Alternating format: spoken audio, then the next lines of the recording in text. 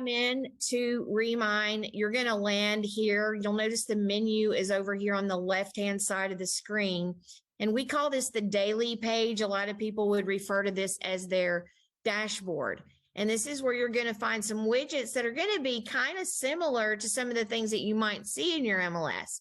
For example, we have Market Pulse, and this is just going to give you an overview of what's going on in the market. And you can customize this. You can look at it for today only. You can look at what happened yesterday, or you can look at the last 7 days or the last 30 days. And this is going to just show you the change of statuses. So you're going to see those newly active listings, when listings go under contract. If a listing gets canceled, for example, you'll see that, or an expired listing. You guys have coming soon listings. And of course, you're sold, withdrawn, all of those status changes. Also at the bottom down here, it's going to give you an absorption rate. But if you want to give that absorption rate any real credibility, you'll want to go ahead and change this over to at least 30 days. That's going to give you a better picture of absorption rate. And if you're new to the industry, absorption rate, when you see an absorption rate, for example, of 30 days, what that means is if no new houses went on the market and you only had the active inventory that you have right now today, it would take 30 days to sell off all the inventory. So while we are certainly seeing a market shift, excuse me, while we are certainly seeing a market shift, 30 days is certainly still a seller's market. So, things are changing as they always do. And, but this is still, a pretty strong seller's market at 30 days. So, and it's really probably more typical, if not maybe even a little bit better than what you over time generally see. What we saw for the last couple of years, as you guys know, is kind of a fluke. It's never happened before. Other things you're going to see here is if you save any searches in Remine, you can view them here. And then of course you can look at all of your saved searches or the ones that you just saved over the period of the particular month that we're in. Listing updates is similar to Market Pulse. The difference is over here, you have, for example, all of your entire MLS coverage area, or you can enter a specific zip code. Likewise, over here in listing updates, you need to enter a specific zip code to see those listing updates. And then once again, you can change that to view 1 day, 7 days, or 30 days. And again, it's going to show you the active, pending, coming soons, and all of that for the area that you set it for. Right up here in the top right-hand corner, you can click on that. You've got your little gear icon right here. You can click on that gear icon and you can enter your zip code. And once you've done that, it's going to give you your little weather forecast up here for the next 5 days. Down here in the right-hand corner, you've got the blue circle with the question mark.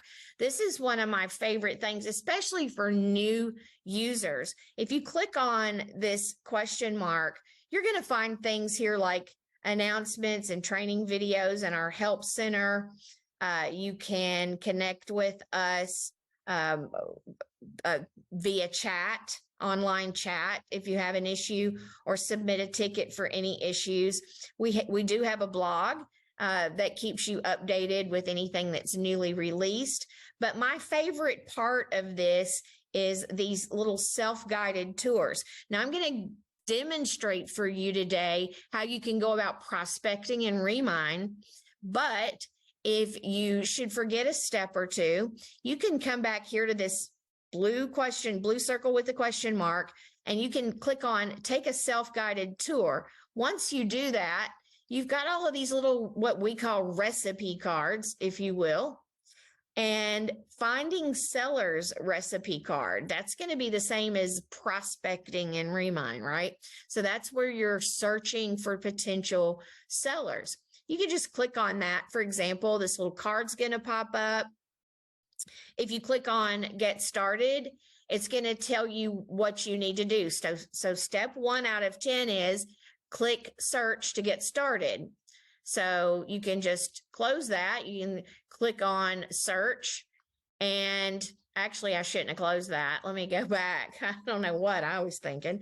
Let's see. We'll go back here, get started, and we'll do next. So we'll click search, and then it gives us that next step, and it would just walk us through that entire process. Let's jump back over to daily before we leave this area, because you also, right down here at the bottom, you've got all these widgets, by the way. They can be moved.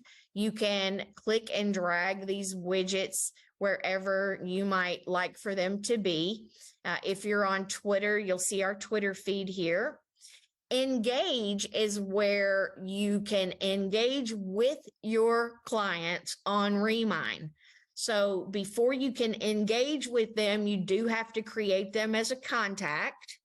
But once you do that, you can invite them to Remine, and they'll see just a consumer version of Remine, right? So they're not going to see all the tax information that you guys see. They're not going to see, anything other than what they would normally see if they were looking at a listing on any other real estate search site, right?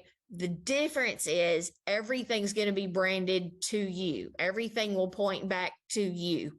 So we also have a mobile app, and you can invite your contacts with the mobile app. If you do download the mobile app to your cell phone, make sure that you sign into that mobile app with the same credentials that you use when you log into the MLS. If you just go in there and download the Remine app and go in and create an account, it's going to think you're a consumer.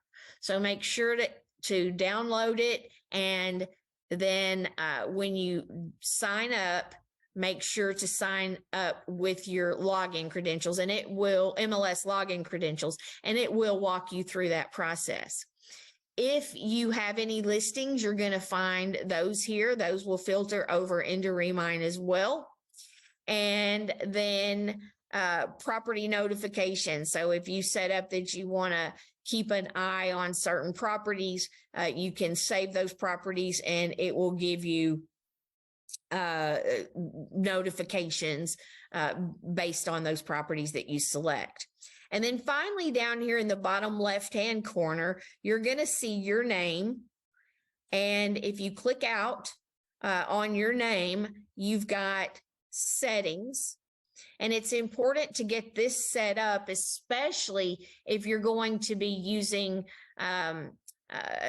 Engage, right?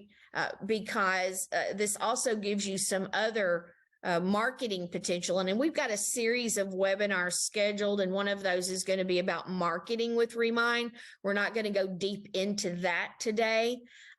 So I'm not going to dive deeply into setting all of this up. It's pretty self-explanatory, but you'll put your photo in.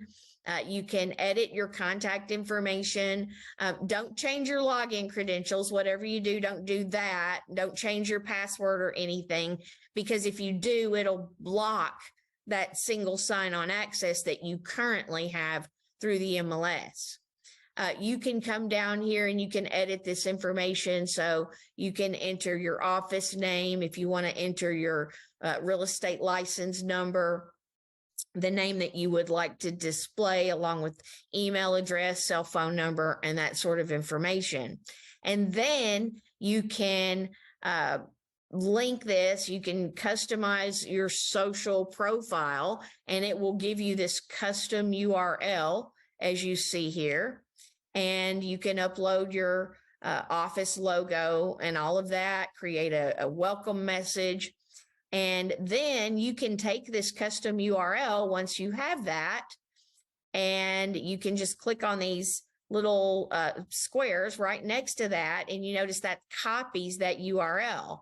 Now you can then go into Facebook or LinkedIn or Twitter or whatever social media you use and paste that into a post. And when people click on that, it will take them to your Remine page where they can search for real estate and contact you if they have any questions. You can select a background image for that page if you would like to. And then right down here, you can select edit and add a welcome message and that sort of information. And then finally, all the way down here at the bottom, you can click edit right here, and you can add the URL for your Facebook page, your Twitter page, if you do YouTube or Instagram or all of these other social media apps. So you can add that in. And then it's going to ask you some questions. You can customize what your clients will see when they go to your page. Do you want them to see your active listings and your sold listings?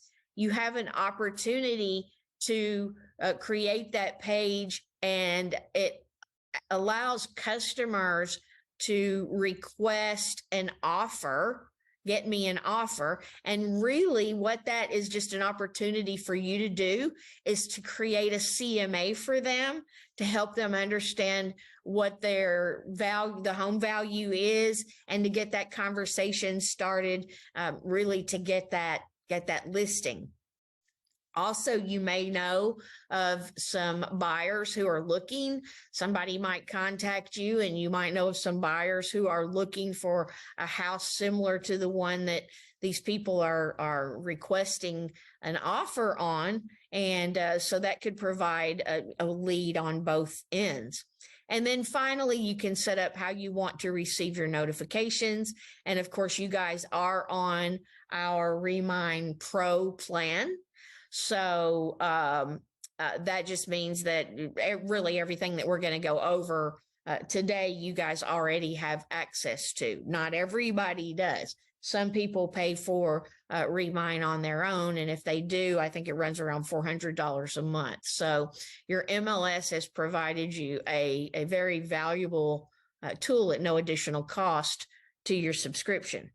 So let's just go ahead and jump in to doing some prospecting, because that seems to be the thing that everybody wants to know about. And then with whatever time we have left over, I can open it up to some questions, and then I can point out some other things. But do keep in mind, we have an entire series of webinars scheduled every month throughout the year. Right now, we're all scheduled out through the end of June. And so next, I believe in February, we're going to focus specifically on prospecting with Remine. Then in March, I do believe it is going to be the CMA, Remine CMA 360 is what we're going to be talking about. And then in April, we will be looking at ways you can use Remine for marketing. So I apologize. I have some workers that just arrived at my house. I really apologize. I'm going to mute myself for 2 seconds and let them know to quit knocking on my door. I'll be right back.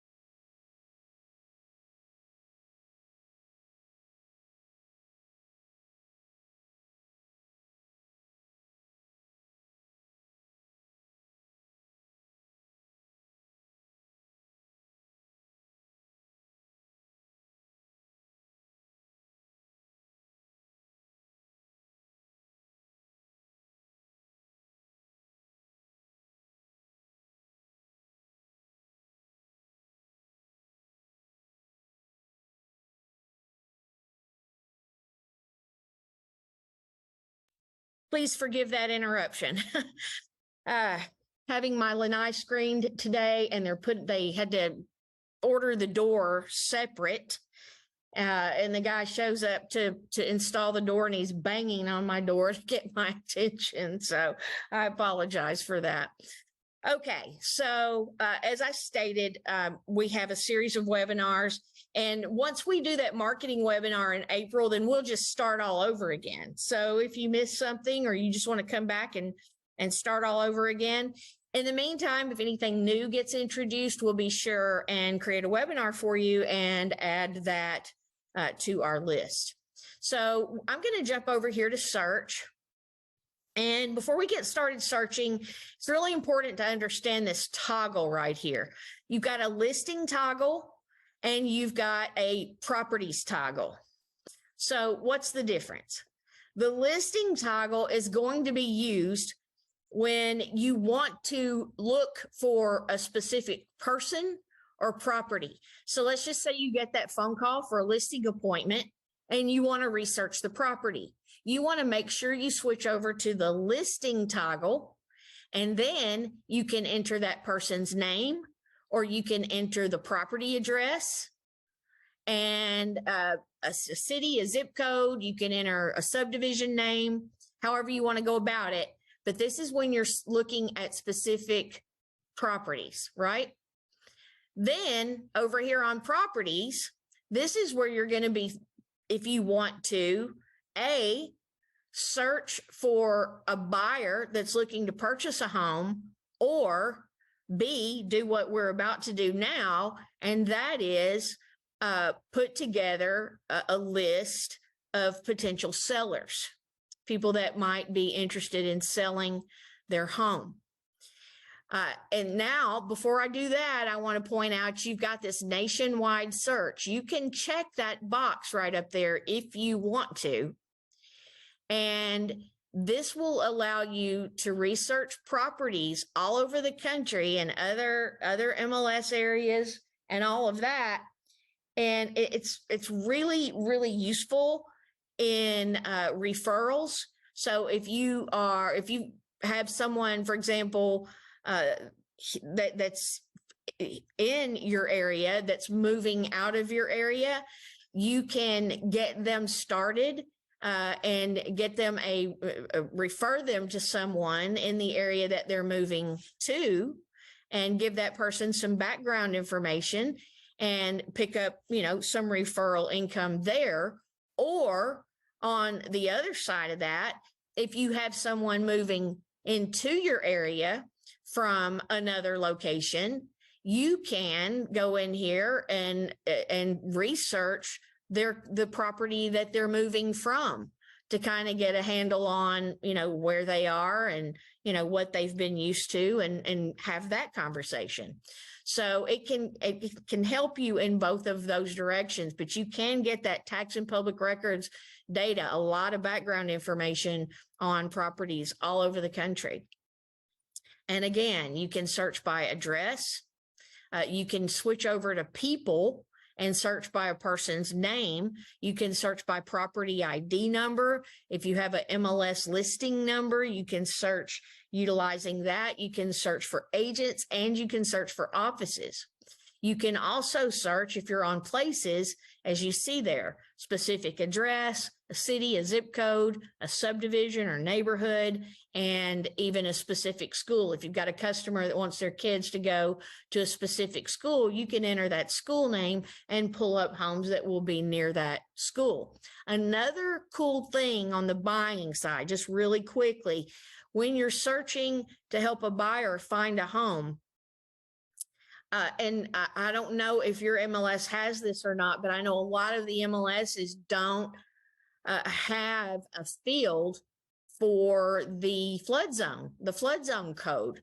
So when you're searching for buyers and they say, look, I want to make sure that I'm outside of a high risk flood zone area, you can come in here and add this flood zone risk layer right down here in the bottom left-hand corner of the screen. You can click on that flood zone risk and you can select low to medium, And you can even show the flood zone boundaries. Change that, click that on. It's not turning on for me for some reason. Oh, it said something to do with Zoom. Please zoom in. So I'm at too high an elevation. So I'm going to double click on my map and I'm going to go back here, and now I should be able to turn that on and I can see my flood zones. I can search just in those areas that are in a low or a medium flood zone. So that can be beneficial to you and something that not all of the MLSs, like I say, when you're entering a listing in the MLS, most MLSs, at least the last time I was working with MLS, did not have a field for that flood zone. I am just checking my chat, and I will continue to do that. So if you guys have any questions, just let me know and I will answer your question for you. I do the best I can with that anyway. All right, so let's talk about how you might go about searching for sellers. So when you want to make sure you're on, of course, search and then properties. And the next thing we're going to do is, usually if you are prospecting, you want to narrow that down to a smaller area. Typically people, I tell people when they're first starting out, utilize their own subdivision. Or, if there's a predominant salesperson already, agent in that area already that gets most of the listings in that area, you can research other subdivisions. And, if you're not seeing, just like the same person listing all the houses in the neighborhood, then those are good ones that, you might want to try to go after. So I'm going to enter the name of a subdivision, and I hope I have written this down right, because I'm a West Coaster. So I've got Carlton, and that's not it. So it's Carlton. I think it's Carlton of Vero Beach. Does that sound right to everybody? Carlton of Vero Beach. I've got Casabella of Vero Beach. That'll work. That'll work for me. So here we go. So you can see right here, we've got 38 results right off the bat. We haven't set any criteria, but we definitely do want to set criteria. So to do that, you want to come in and you want to add your filters. Really important filter to add is, and you'll notice these little push pins right here. I want to make sure that that off-market push pin is in blue, that it's shaded in blue. And once I do that, I want to come up and click on off-market, and I want to select both off-market and closed. Now I'm down to 37. So I think, what did it take? One? I think it maybe took one away. Now you can add additional filters if you want to. To add additional filters, you just click on these push pins and it'll add those filters. But usually when you're searching for sellers, you're going to keep it a little more broad. And let's refresh this page because it's telling me my results are unavailable and they were just there a moment ago. There we go. And let's go back, and I'm going to do my Carlton of Vero Beach condominiums. After all, there they are. I found them. That's what I was wanting to do right there. All right, so let's do what the plan was. Stick with that. All right, so we've got 21 results. Now what we want to do is come over here to the left-hand side of the screen and begin to add those layers that are going to be important to us when we are searching for sellers. So you can add property value if you want to. That's going to be up to you. Home equity is going to be an important one, right? So there are a couple of ways to go about determining how you want to do it. I'm going to show you all of the filters, and then you can later decide and add the ones that you want to utilize. But we've got one property here that's got over $1 million in equity, but you can make any of these selections, but you also have the minimum and maximum that you can manually just type those numbers in. So that's another option. Ownership time is a really good one, I think, because it allows you, for example, if you want to pull people that have owned their home for 10 years or more, you can make all of these selections. You want to go 10 to 15, 15 to 20, and then 20 plus. So you want to check all those boxes. Of course, you can type in manually if you want to, but then you're just going to click apply. Now that's dropped us down to 6 results, but that's okay. We're not gonna worry too much about that.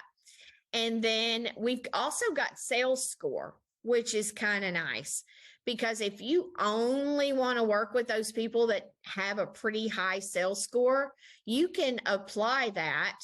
But now we're down to 4 results. Now that might be okay with you, but I have also found that adding medium to that is not necessarily a bad thing.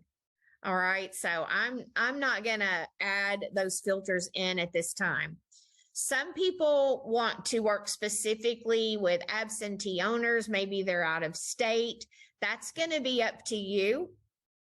And whether or not you want to add that. We've already talked about flood risk, which, is not going to be an issue when you're looking for those sellers. Of course, you want to know, and you'll have to add that information. But building type, maybe you only want to work with people at single family homes. Now, that's not going to work because we're in a condominium community today. So I don't have to worry about selecting anything here because of the subdivision that we're in. It's all condos, but that's building type is another one that you can add. You've got several more down here. You've got mortgage age, for example. So just because they've owned a home for at least 10 or more years doesn't mean they necessarily have a lot of equity, right? They could have refinanced yesterday.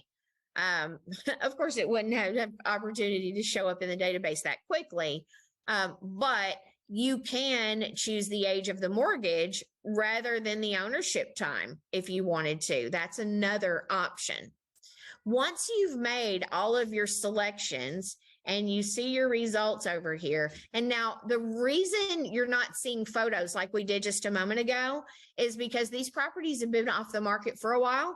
So they're not going to have a photo associated with them. But if you click through these and you look and you decide, yeah, I want to use all 6 of those results, you can just click this select all button. And then the next thing you want to do is click on the cart button in the very top right-hand corner of that screen. And then it's going to ask you to give it a name.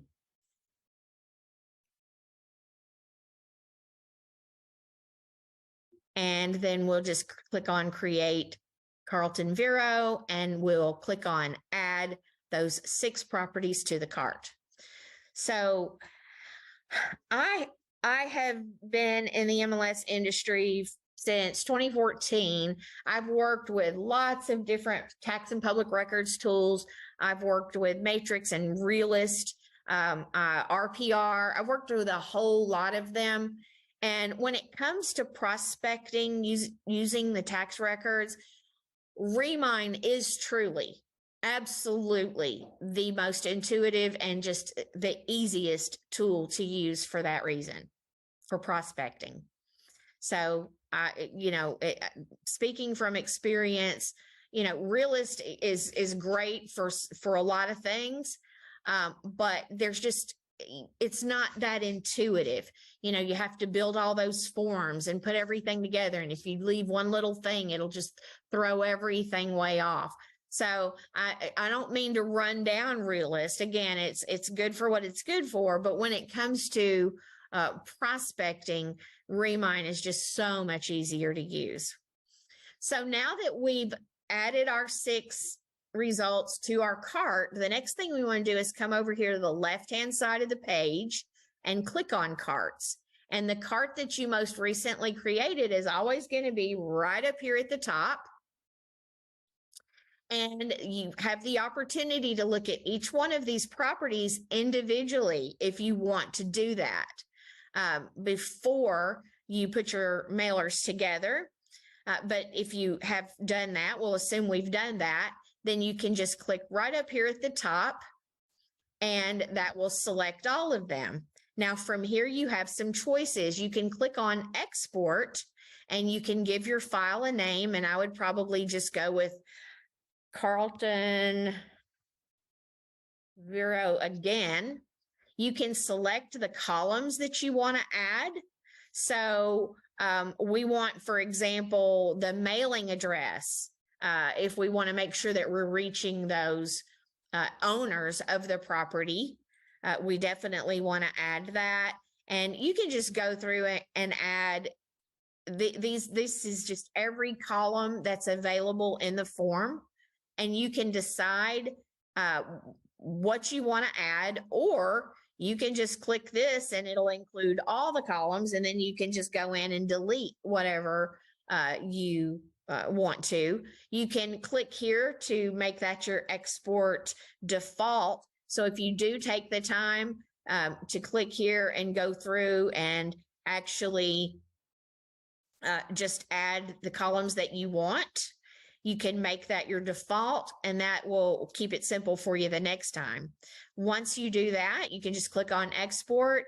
It's going to export that as a CSV file, but it will open, and it is compatible with whatever you use for whether it's Excel or Numbers, whatever platform you are using that would be compatible. So down here, we've got CSV download. And again, whatever spreadsheet program you have, it's compatible with most of them that I'm aware of. So we'll go ahead and open that up, and we should see our 6 owners and their addresses. We got a little bit more information in here, but I can go through here. Here's our mailing address. And what do we have? The house number. So we don't see a lot of this. We just don't need the street. Don't need that. Don't need that. Probably, well, we've already got that over there. So we want to make sure we've got the city. So for example, I would just delete all of those. And so I've got my city, I've got my state, I've got my zip code, the +4. And I can probably get rid of the middle name, and there's my last name. And then all of the rest of these, actually, what you can do, this puts it all in one line, the owner name, full name. And then the rest of these, you can just probably get rid of. It's up to you how you want to do that. If you want to utilize, you do have the second owner over here, so you can utilize that as well, but delete that. And then, a lot of people will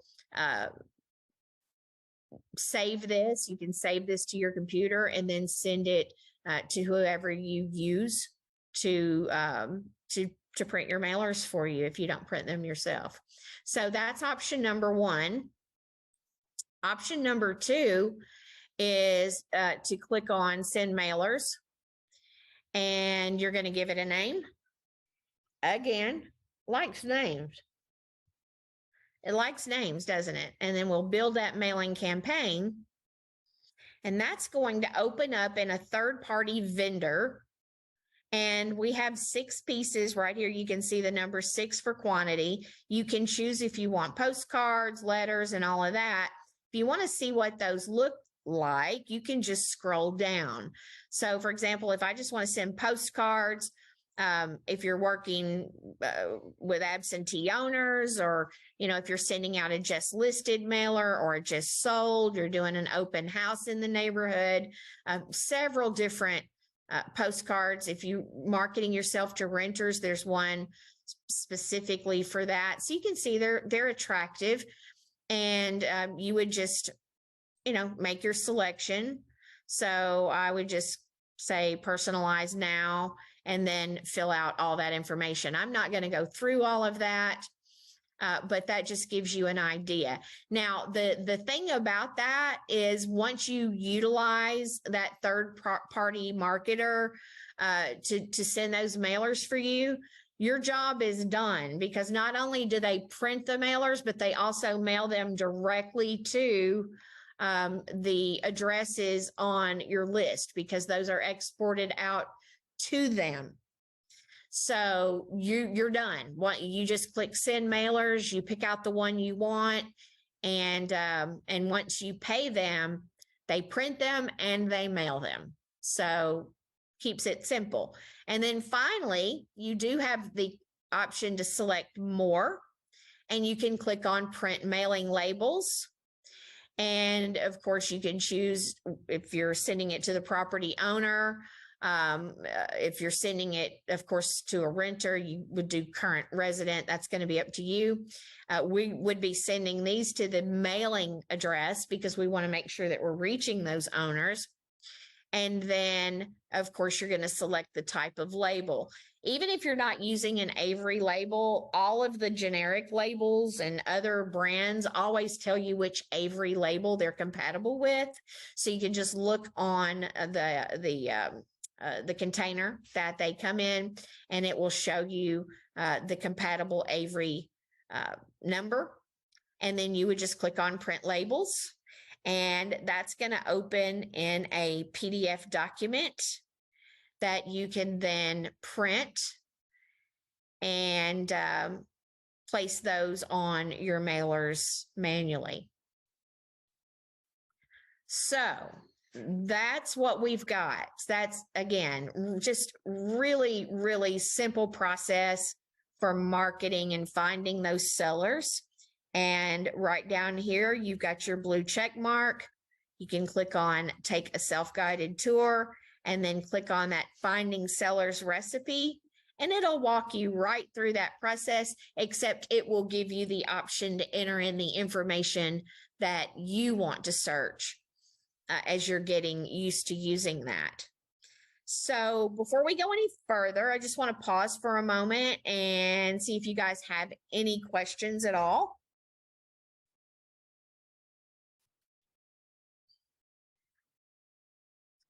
I must be doing a good job if you guys don't have any questions. Either that, or you're just completely lost and have no idea what that Southern girl's talking about. All right, so you can hear me, right? Hey, Karen, why don't you let me know you can hear me in that chat panel? Daniel, that was indication about finding email addresses. Yeah, so I'm going to show you how you can do that in just a moment. Wonderful. Okay, you guys are just so quiet. I had to make sure you could hear me. Wonderful. Thanks, Deborah. And Trisha. Thank you, Trisha. I appreciate that. All right. So how do you find those email addresses? That's good stuff, right? I'm going to go back to search, and I'm going to click right over here to clear my filters, because with those filters on, we had all those closed properties, right?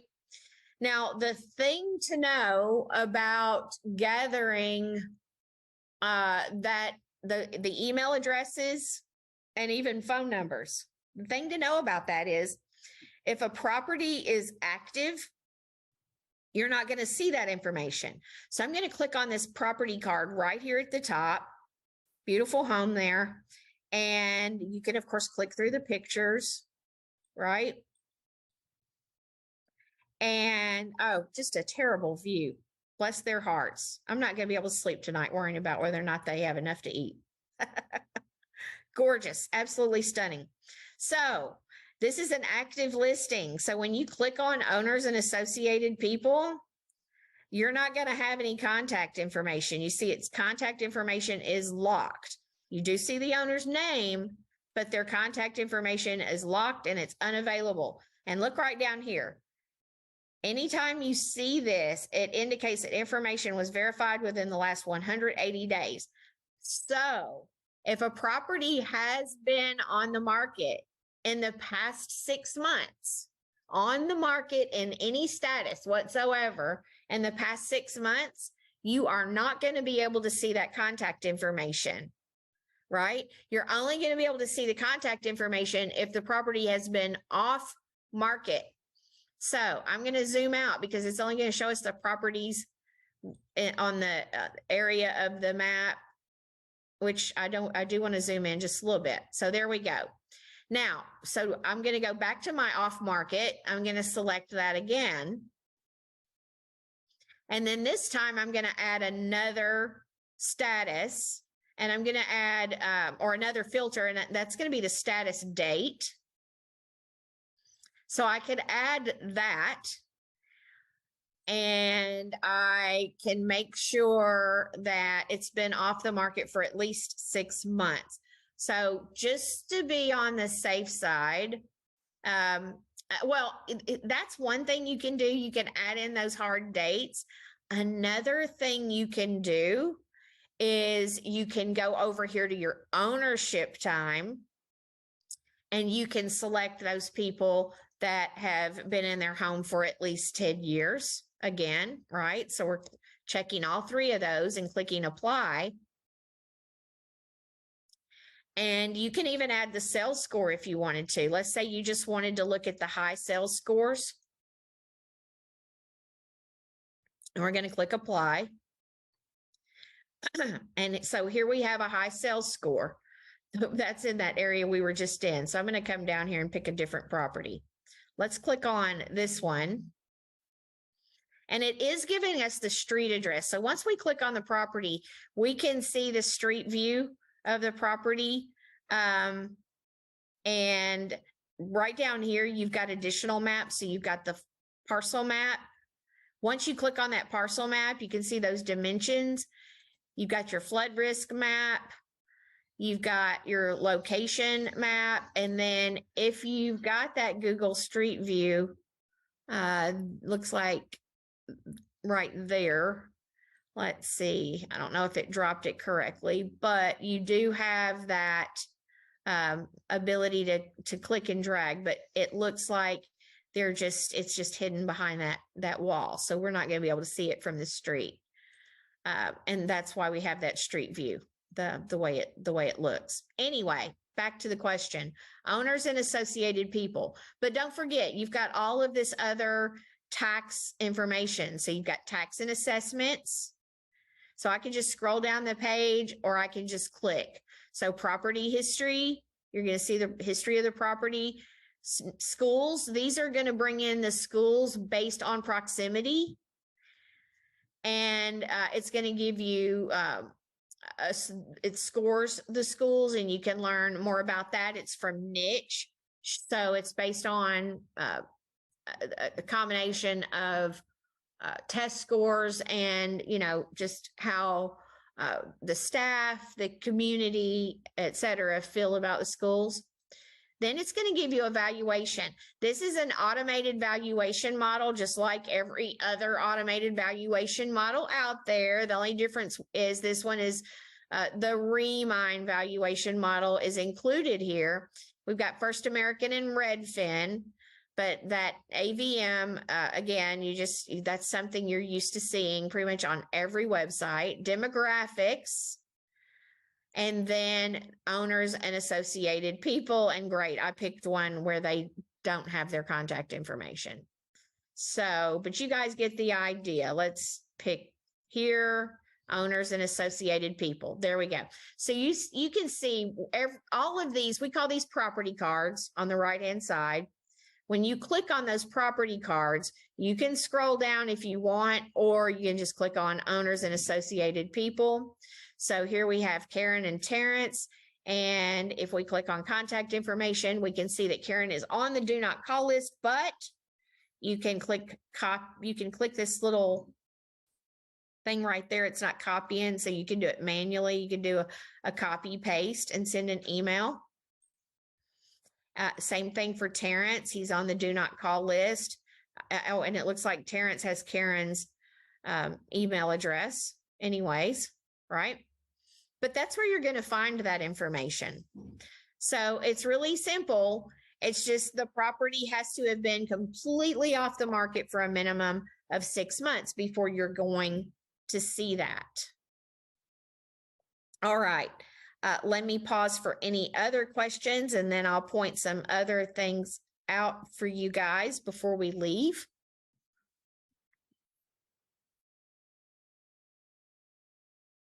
So yeah, it's one of the few tools where you can actually pull up phone numbers and email addresses. And surprisingly, not everybody is on the do not call registry.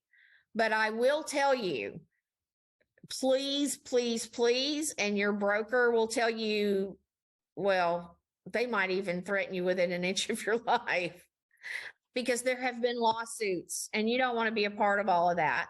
So if customers are on the do not call registry, please don't call them. You're setting yourself and your broker up for big, big trouble. So you don't want that.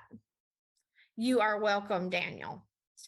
All right. So I think I've shown you 3 or 4 reasons why you should use Remine. I can save this search. So I can click Save Search here. And this is from anywhere, like any search that I'm doing. If I'm searching for a buyer, if I'm searching for sellers, give the search a name, right? And then I can even share it. So I can add an email address and share the search with a customer if I want to. Or I can click Save Search. I can click to blind copy myself on the email. But once I click Save Search, that is going to show up in 2 locations. It's going to show up here in my saved searches, but it'll also show up on my daily dashboard if I set it up to do that. Engage, again, that's all about bringing your clients over to Remine, but be sure to click on contacts first. And once you click on contacts, you can add your contacts one at a time by clicking right here, or you can click upload contacts. And what I recommend that you do is first download this CSV template, which will allow you to import the data in a way that Remine can read it. So open your spreadsheet with your contact information and copy and paste it into our template and just get rid of whatever, right? So you're just copying in what's in the template. Then you can upload that, and that way you can upload your contacts, all of your contacts at one time. And then we're going to be doing that marketing class in April. So you'll want to come back. It'll be at noon. It'll be on a Tuesday. I believe we're doing the 4th Tuesday of, is it the 4th Tuesday or is it the 3rd Tuesday of every month? I should know the answer to that question, but I might have just a little bit going on. So it is going to be the 4th Tuesday of every month at noon, and we're going to go over marketing.